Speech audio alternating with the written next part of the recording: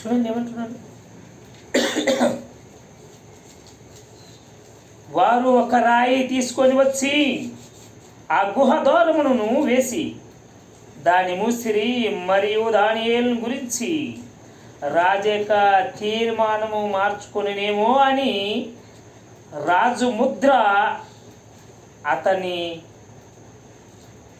అధికారులను ముద్రలను వేసి దానిని ముద్రించిరి. ఏం చేశారు తెలుసా? రాత్రి ఒకవేళ రాజు ఏమన్నా తారుమారం చేస్తాడేమో, దానియేలుని తప్పిస్తాడేమో అని చెప్పేసి ఏం చేశారంటే వీళ్ళు సీలేసి పరిస్తారు. గవర్నమెంట్ సీల్ ఎట్లా వేస్తారు అలాగా ఒక పెద్ద రాయి తెచ్చి ఆ గుహ పెట్టి రాజముద్ర ఎంతమంది పెద్దలు ఉన్నారు పెద్దల ముద్ర వేసి సీల్ చేసి పెట్టేశారు. మళ్ళీ పద్దనికి వచ్చి చూసే సీల్ అలాగే ఉండాలి. పద్దెని దగ్గర సింహాలకు బాధిస్తే బతుకుతారా? రాత్రి ఏమైనా చేస్తారని వాళ్ళ ఆలోచన. రాత్రే దాన్ని తారుమారం చేస్తారని వాళ్ళ ఆలోచన. కానీ దేవుని ఆలోచన వేరే ఉంది. దేవుడు చేసే కార్యాలు వేరే ఉంటాయి. తమ విశ్వాసము కనపరుచుకునే ప్రతి ఒక్కరిని దేవుడు ఎలాగని కాపాడగలరు. చూడండి కింద మనం 18 వచ్చిన మనం చూసుకుంటే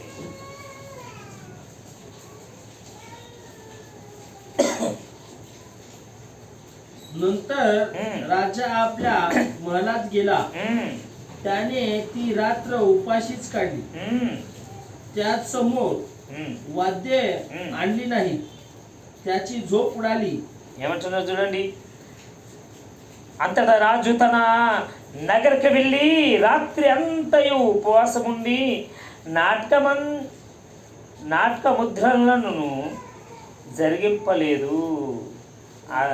అతనికి నిద్ర పట్టలేకపోయాను. ఏం చేశాడంట?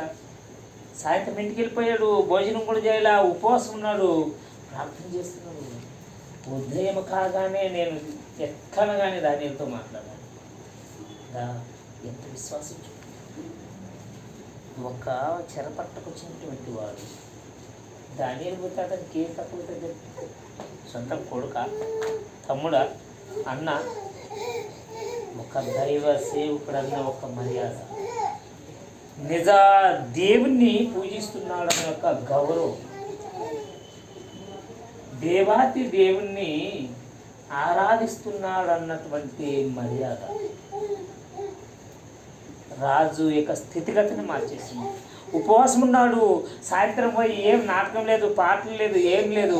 రాత్రితో కూడా మేల్కొని ఉన్నాడు ఆయన. ఎప్పుడు తెలగవుతుంది, ఎప్పుడు 4 అవుతుంది, యాజామును ఎప్పుడు పోయిందని దానియేలును మాట్లాడిస్తున్నా అతని మనసు కొట్టుకుంటుంది, నిద్ర వస్తలేదంట. మరి మనకి వాళ్ళు ఏమనుకున్నారు వేసినలు? అబ్బా అయిపోయింది, దానియేలు పీడ విరగడైపోయింది, చచ్చిపోయింది, అయిపోయింది, మనం లెబ్బరేం చేయలేదు. ఆ స్థానంలో నానుంటా నీ ఉంటాను వాళ్ళు చీపేసుకోవచ్చు, లేక వాళ్ళు గొడవ పడవచ్చు. ఇదిగో రాజు స్థానంలో రాజు నియమించినటువంటి దానియేలు స్థానంలో ఎవరు ఉంటాం చూడండి అని వాళ్ళు అంచనేసుకోవచ్చు. కానీ రాజు ఆలోచన నిద్ర పట్టాల. చూడండి ఆయన ఎప్పుడు వెళ్ళిపోయాడు గుహ దగ్గరికి. 18 వచ్చిన వాళ్ళు చూడండి ఏమంటున్నాడు. राजा मोठ्या पहाटे सुटून त्वरेने सिंहाच्या गुहे नजीक गेला. ఏమంటున్నారు చూడండి. అంతటా రాజు తన నగరకు వెళ్ళి ఆ రాత్రి అంతయు ఉపవాసం ఉండి నాటకమందును జరిగింపకై ఉందెను. అతనికి నిద్ర పట్టలేదు. 19 వచ్చినము 19 చదివింది. తెల్లవారుజామునే రాజు దగ్గరమే లేచి సింహపు గుహ దగ్గరికి పోయి దానియేలుని మాట్లాడిస్తున్నాడు. నిద్ర పట్టలేదంట, తెల్లగా కాలేదు. ఎప్పుడైతే కోడి కూసిందో, ఎప్పుడైతే 4 అయిందో వెళ్ళిపోయాడు డైరెక్ట్. అటుకి వెళ్ళిపోయి గుహ దగ్గర పోయి మరి మాట్లాడుతున్నాడు. దానియేలా, సింహాలంటే ఏంటి? సింహపు గుహలు వేస్తే మనిషి బ్రతుకుతాడా? సింహం ముందర మనిషి ఉంటే చీల్చి చెండాడుతుంది. ఎన్ని సింహాలు ఉన్నావో మనకు తెలియదు. మరి అతని విశ్వాసం చూడండి, దానియేలు కంటే ఎక్కువ విశ్వాసం ఉంది ఆయనకి. దానియేలుకి చెప్తున్నాడు, నీ పూజిస్తున్న దేవుడు నేను ఖచ్చితంగా స్వస్థపరుస్తాడు, నిన్ను కాపాడుతాడని చెప్పి తెల్లవారుజామునే వెళ్ళిపోయాడటానికి. అడిగి వెళ్ళిపోయింది మీ దానియేలుని పిలుస్తున్నాడు ఆయన. చూడండి 20వ వచనంలో. तो गुहेत दानिएलाकडे जाऊन शोकस्वराने ओरडून म्हणाला, हे दानिएला, जिवंत देवाच्या सेवका, ज्या देवाची सेवा तू नित्य करीतोस त्याला सिंहापासून तुला सोडविता आले आहे काय? ఏమంటున్నారు చూడండి, అతడు గుహ దగ్గరకు రాగానే దుఃఖముతో దానియేలు పిలిచి, జీవం గల దేవుని సేవించుచున్న దానియేలా, నిత్యము నీవు సేవించుచున్న నీ దేవుడు నిన్ను రక్షించుటకు వచ్చి ఉన్నాడా అని అడిగాడు. ఈ మాటలు వింటుంటే కొగ్గరికాయలు పొడుస్తుంది. దుఃఖంతో బాధతో మాట్లాడుతున్నాడు. దానియేలా, బతికి ఉన్నావిగా, నీ దేవుడు నిన్ను రక్షించాలా? ఎంత విశ్వాసం! కనీసం రాజుకున్న విశ్వాసం అని మనకు ఉండాలి. సింహాల్లో పారేసిన తర్వాత బ్రతికున్నాడని నమ్మారు చూడు, అది విశ్వాసం. రాగానే ఇక్కడ బాధపడుతున్నాడు, ఇక్కడ మాట్లాడుతున్నాడు, ఇక్కడ ఏడుస్తున్నాడు. ఎంత దుఃఖం చూడండి, రాత్రి అంత నిద్ర రాలే, దుఃఖంలో ఉన్నాడు. అంటున్నాడు, దానియేలా, నువ్వు రోజు పూజిస్తున్నావు కదా, సజీవుడైన దేవుడు, జీవం గల దేవుడు. ఎలా వర్ణిస్తున్నాడు చూడండి దేవుని. 20వ వచనంలో ఆ మాట చూడండి ఎంత చక్కగా.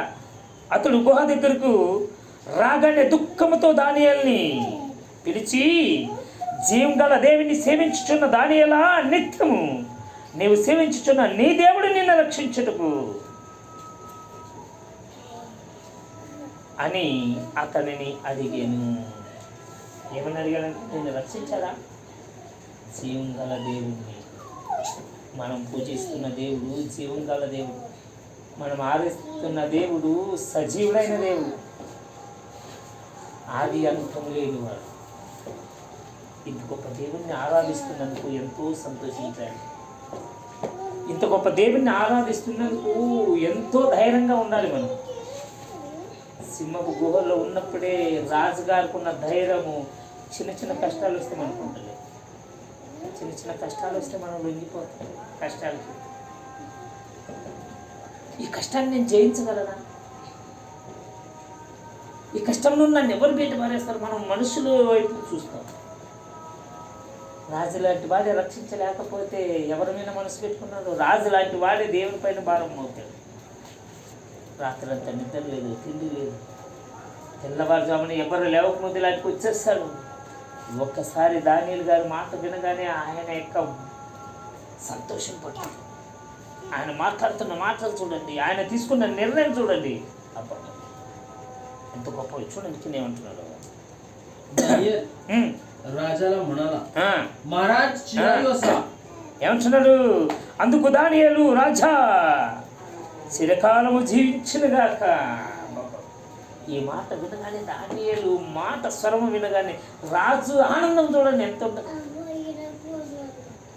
రాత్రంతా నిద్ర లేదు, రాత్రంతా తిండి లేదు, ఇంది వినోదము లేదు. అలాంటి వాడు స్వరము వినగానే ఆయన ఆనందం పట్టుకుంటాడు. రాజా, నీవు స్థిరకాలం జీవించిన నేను బ్రతకే ఉన్నాను, నా దేవుడు నన్ను రక్షిస్తాడని నాకు తెలుసు.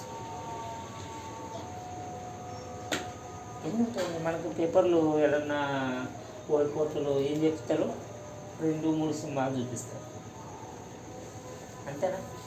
2-3 సింహాలు చూపిస్తారు. దానియేలు గారు కూర్చుంటే ఇక్కడ చేయబెట్టినట్టు.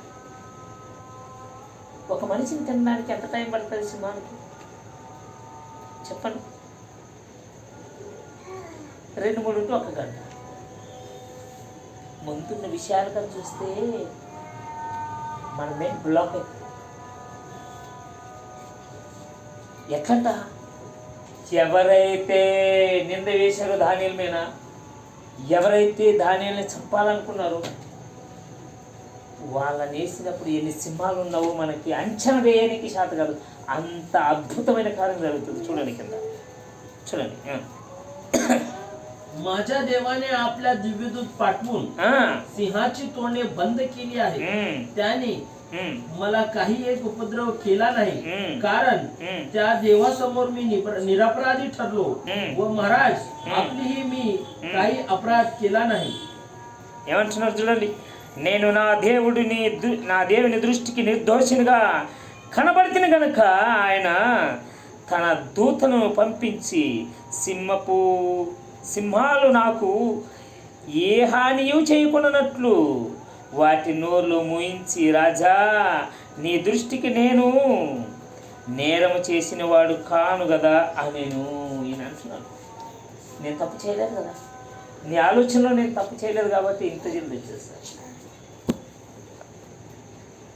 నేను నా దేవుని దృష్టికి నేను ఎలాంటి వాడిని